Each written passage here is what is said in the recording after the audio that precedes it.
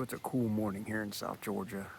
Kind of windy, so I'm trying to stay close to the camera so you don't pick up all that wind noise. I'm in the lower swamp, by far favorite place to hunt on the farm. Got the creek down here. The big change this deer season for the lower swamp is the tract of land right behind it. We clear cutted all the pines and about a month ago burned it. And so it's a hot burnt mess now. And so you look over there and it's a hot burnt mess, and you look over here and it's all pretty and nice, kind of like life.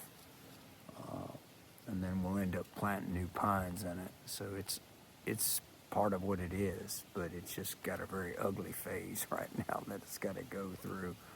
And there's actually a stump over there, a fat lighter stump that we call it. That's like all the tar from a pine, and it's been burning for literally weeks. And it just smolders and smoke comes out, and so all morning it's been like I'm sitting here next to a campfire. I can't feel any heat. I'm freezing, but I can smell the smoke.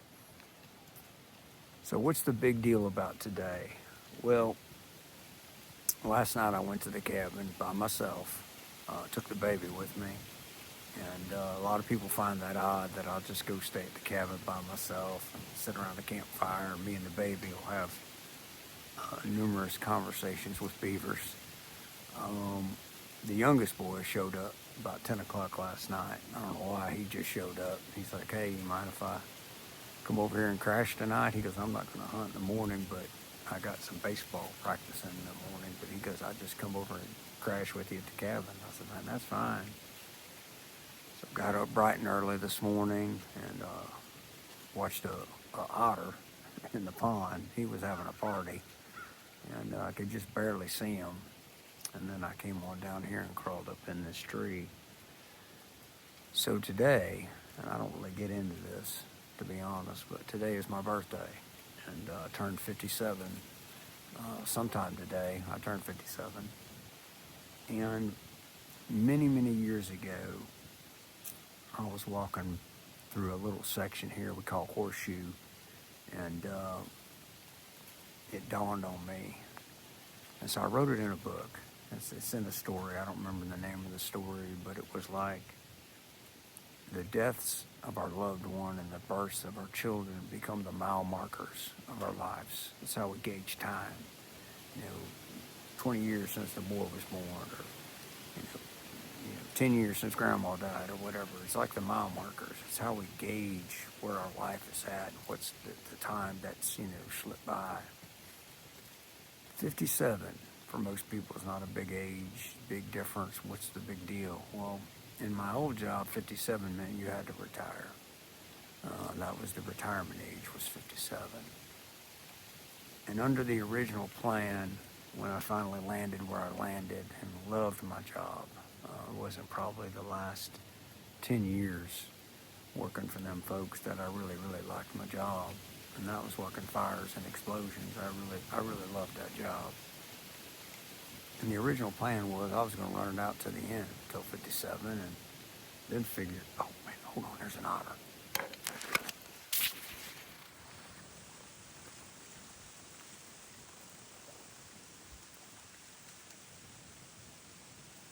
That's a fat sucker. Hi, fella.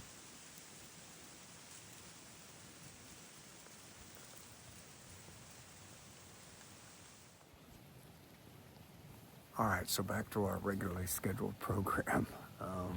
That's why I'm always looking around, because there's always junk sneaking up on you. And I got some deer I want to plug in that came by a while ago. A crazy woodpecker on the side of that tree, a little bitty fella. But under the original plan, that's what I was going to do. I was going to run it out till 57 because I love my job so much. And I think I was good at it.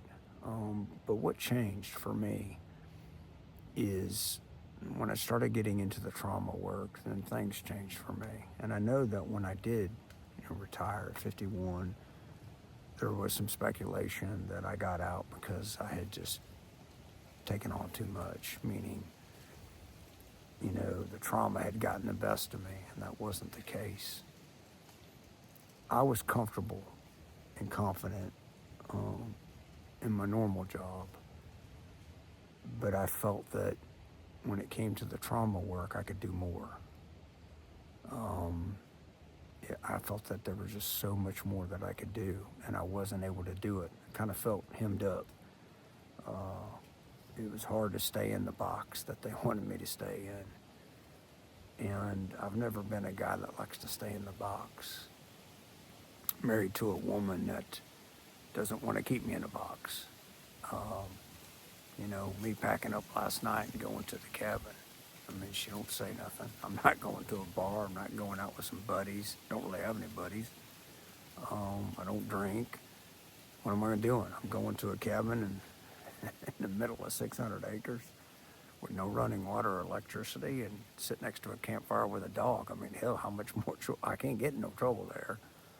Uh, and that's, kind of how I've always been. When I punched at 51, it was because I felt like I could do more. When I joined the Marine Corps at 33, it's because I felt like I could do more. What I miss most about the old job, and I've said it in other videos, is I miss being at that specific time and location when it's getting ready to break bad, or after it breaks bad. I'm there to help pick up the pieces and change the patterns that form, and that's what I miss. And I think for a lot of us in the military first responder world, I think that's pretty accurate. There are a few who miss the gun and the badge, and I think there are a few that like the power. And I don't necessarily agree with that, but it is what it is, But for a high percentage of us, I think what it is that we miss being able to help people. I felt that if I stayed on for another 6 years, I could help people, but not to the best of my ability. And the trauma work was, the direction that I wanted to take. Now, it's changed many forms and fashions. I spoke to a woman yesterday who was utterly amazed that in the 6 years of retirement, no one's ever called me to teach a class. She was like, I just cannot believe that. I said, nobody calls.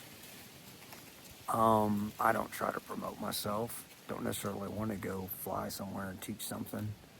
And my thought process on that is that I'm doing exactly what I should be doing. I'm out of the box. I'm 20 foot off the ground talking to a phone and shooting a video out to the world, hoping that it connects with one person and it helps them, however that may be. And it doesn't have to be a first responder or a military person. We all have our struggles and understanding. And what I do doesn't work for everybody. And what somebody does wearing a suit with a shingle hanging outside their door, 14 letters behind their name, doesn't work for everybody. And so if we all work together, we can probably help everybody. So that's what I got on a birthday. It's why 57, there's a hawk. That's why 57 is a big deal, right? Thought about it for years. What's going to happen when I'm 57? What am I going to do? And, I just pulled the trigger 6 years early, and here I am. So that's the video for today. Is that if you're in a job and you're good at it, but you think there's other ways that you can help society that may not be mainstream or fall in line with your degree or whatever it is, pursue that. Get busy living. You never know the people that you are going to influence and help and touch till you try. So I'm going to buzz you around, show you that burnt up section over there. And you already seen the creek with the otter. I know. That's it.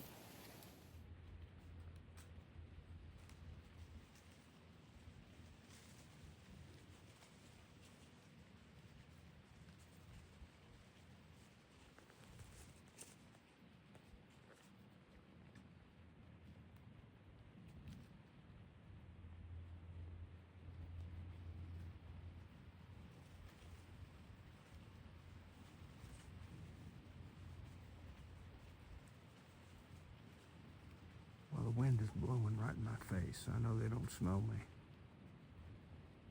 It's kind of amazing that they're out there in that burnt clear cut.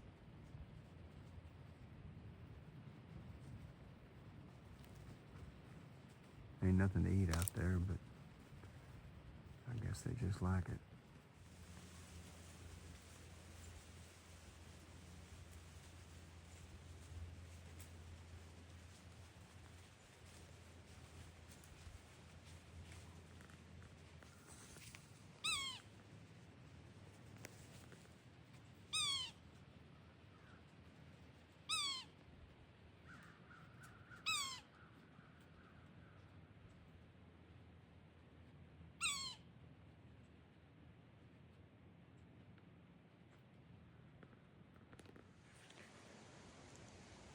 So as you can tell, it is burnt up.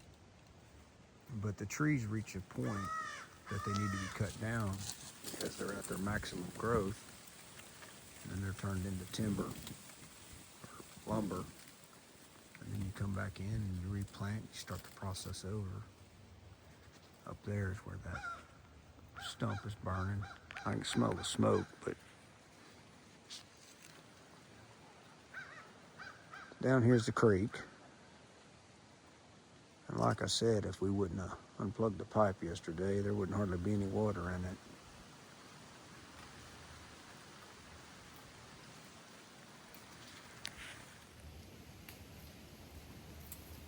So we have some delays in our 5th book. Some things that just couldn't be helped. It is what it is. But once we get that 5th book out, you'll get to read about that leap of faith.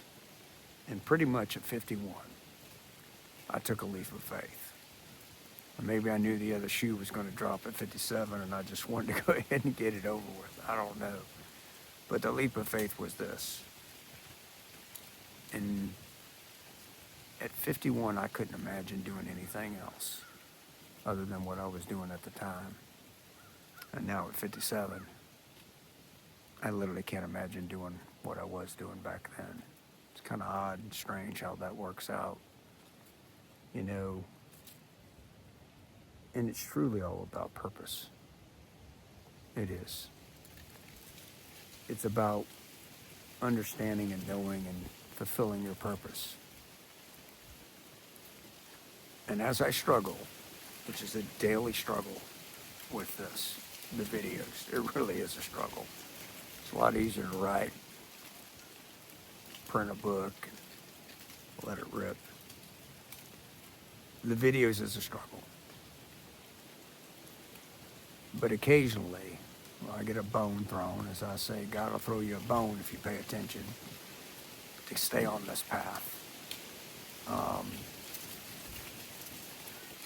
And it's been a hell of a journey, but not necessarily a bad journey. A lot of times, when I look over there at all that burnt crap, it's what it feels like. And then I stand here in this part, you know, it's all nice and pretty, safe and secure. Didn't have any damage. And then I look over there, and I'm like, damn, I left a lot of good junk to go that direction. To me, that's TV land out there.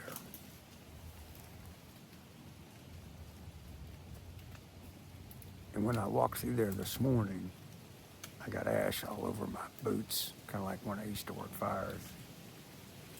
I didn't see one green thing growing out there.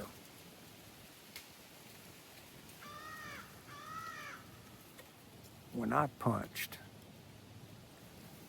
that's where I went.